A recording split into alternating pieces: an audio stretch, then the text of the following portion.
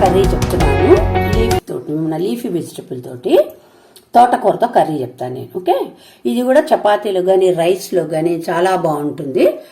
అది ఎలా చేయాలో చెప్తాను. దీన్ని పొడి కూర అంటాం, ఆకుకూరతో పొడి కూర అంటాం. దీన్ని పొడి కూర అంటే గ్రేవీగా ముద్దలాగా కాకుండా పొడి పొడిగా వస్తుందన్నమాట. అంతకుముందు ఒకసారి నేను కొబ్బరి పెసరపప్పు కూర చెప్పాను, అలా ఇది కూడా పొడి కూర అనమాట, పొడి పొడిగా ఉంటుంది. ఓకే, అది నేను చెప్తున్నాను ఎట్లా చేయాలో. దీనికి ఏంటంటే నేను ఒక 3 కట్టలు మీడియం సైజు 3 బండిల్స్ ఆఫ్ తోటకూర తీసుకున్నాను. నేను తోటకూరని చక్కగా సన్నగా, ఏం కాడలు అవి లేకుండా సన్నగా తరిగి పెట్టుకున్నాను.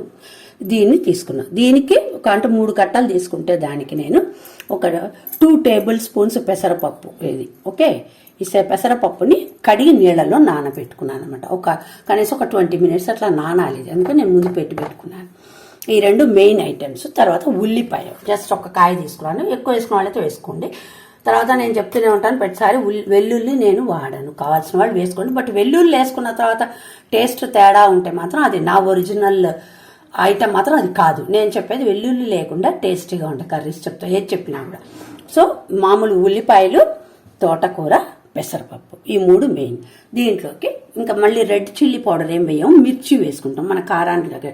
నేను ఒక 3 మిర్చి కట్ చేసి పెట్టుకున్నాను. కావాల్సిన వాళ్ళు ఇంకోటి వేసుకోవచ్చు. ఎట్లాగో మనం పోపులోకి ఒక రెడ్ చిల్లీ వేస్తాం కాబట్టి జనరల్గా సరిపోతుంది అనమాట. తర్వాత ఇది కరివేపాకు, పసుపు, ధనియాల పొడి. కర్రీస్లకు ధనియాల పొడి కూడా చాలా టేస్ట్ ఇస్తుంది. మసాలా కన్నా కూడా, గరం మసాలా కన్నా ధనియాల పొడి వల్ల మనకి మంచి సాఫ్ట్ టేస్ట్ అంటాం. అట్లా వస్తుంది, అంటే మరి మసాలా వాసన కాకుండా అట్లా వస్తుంది. కావాల్సినంత ఉప్పు, తర్వాత నూనె, పోపుకి సరిపడా నూనె. దీంట్లోకి నూనె ఎక్కువ పట్టదు, మామూలుగా పోపుకి సరిపడా నూనె. పోపు సామాన్లలో నేను చెప్తాను కదా, ఎప్పుడు కర్రీస్లో మెయిన్గా శనగపప్పు వేస్తాము. శనగపప్పు, మినప్పప్పు, జీలకర్ర, ఆవాలు. ఇందులో ఇంగువ, మెంతులు అనేవి ఉండదు. ఓకే, ఎందుకంటే ఇందులో పులుపు ఐటమ్ ఏం లేదు కాబట్టి మెంతులు వెయ్యం. అలాగే ఇంగువ కూడా ఇందులో వెయ్యం అనమాట. సో ఇవి కావాల్సిన పదార్థాలు. ఇప్పుడు మనం ఏం చేద్దామంటే చక్కగా తోటకూర కడిగి ఒక్కసారి తోటకూరను పెసరపప్పు కలిపి ఒక ఉడుకు రానిద్దాం. అది పక్కన ఉడుకుతూ ఉంటుంది. జస్ట్ ఒక 10 మినిట్స్ ఉడికినా చాలు మనకి. అది ఈ లోపల మనం పోపు వేసుకొని ఉల్లిపాయలు వేసుకొని చేసుకున్నప్పుడు ఇది ఉడికిపోతుంది. మనం చేసి చూపిస్తాం. ఇప్పుడు ఇందులో నీళ్ళు తీసుకున్నాను కదా, ఆ నీళ్ళలోకి చక్కగా కడుక్కొని తోటకూర వేసేద్దాం. ఇది రోటీలో కూడా చాలా బాగుంటుంది నంచుకోవడానికి, స్ట్రైట్ డిష్గా. చక్కగా ఒంటికి కూడా చాలా మంచిది, హెల్త్కి మంచిది కదా. అందుకని అందులో సమ్మర్లో కూడా లీఫీ వెజిటబుల్స్ మంచివి అంటారు. సో అందుకని చేస్తుంది. ఇందులోకి చక్కగా కడిగి నానబెట్టుకున్న పెసరపప్పు ఉంది, ఇది కూడా వేసేస్తాను. కడిగి నానబెట్టుకుంది కాబట్టి వాటర్ పడ్డా కూడా మనకేం కాదు. తర్వాత ఉడికిన తర్వాత కూడా వాటర్ పారబోయకండి, ఆ వాటర్ మనం పోపులోకి వేసేసుకుందాము. ఓకే, వాటర్ ఏం వేస్ట్ చేయకండి. దీంట్లోకి తగినంత ఉప్పు ఎక్కువ పట్టదు ఇందులో, ఎందుకంటే చాలా లీఫీ వెజిటబుల్స్ చప్పగా ఉంటుంది కాబట్టి ఎక్కువ ఉప్పు పట్టదు. పసుపు వేసాం కదా, ఇది మూత పెట్టుకోండి, ఉడుకుతూ ఉంటుంది. ఇప్పుడు ఇటు సైడ్ మనం పోపు వేసేసుకుందాము. పోపులోకి శనగపప్పు, మినప్పప్పు, జీలకర్ర, ఆవాలు,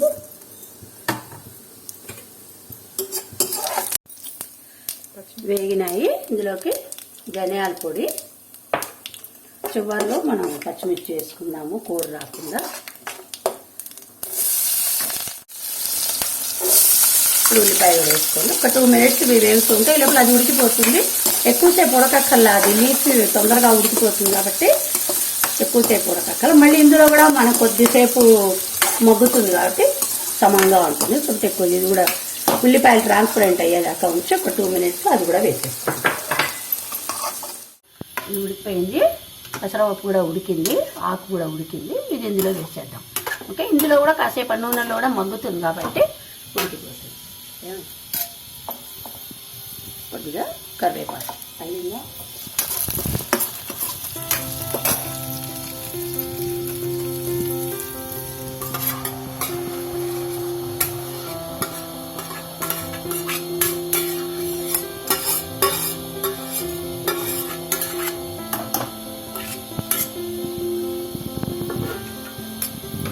ఇంకా ఇప్పుడంతా అయిపోయినట్టే, వాటర్ పోయేదాకా మూత పెట్టడం.